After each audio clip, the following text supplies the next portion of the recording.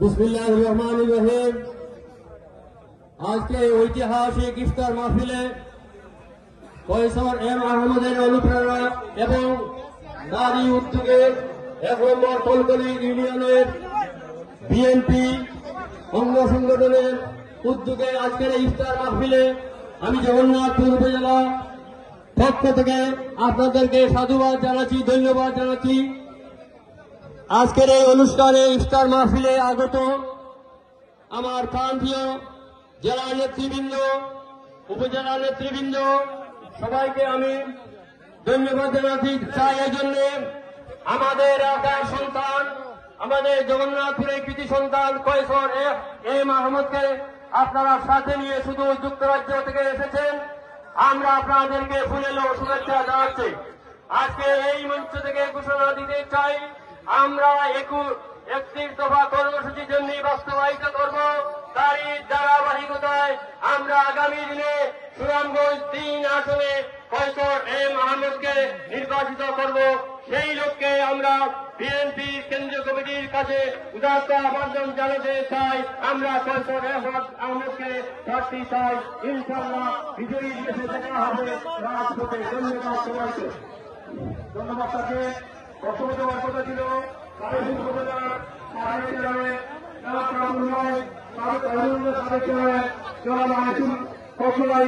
এবং বক্তব্য রাখার জন্য জানাচ্ছি আমাদের অর্থনীতি কৃতি সন্তান জনাব ফলিক মন্ত্রী শুয়ে থাকে।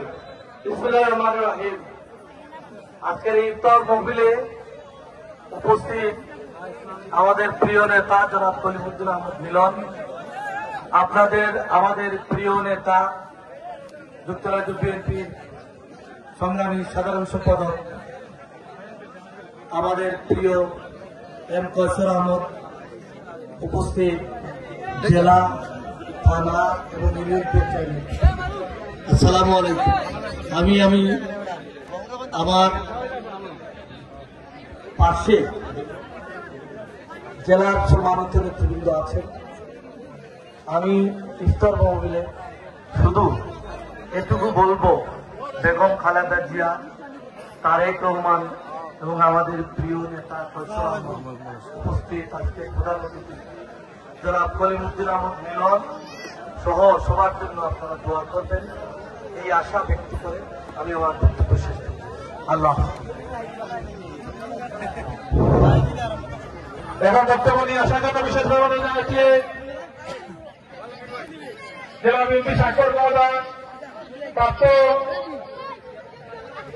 এগুলি জেলা আব্দুল্লাহ সাহেবকে বক্তব্য রাখার জন্য অনুরোধ করছি।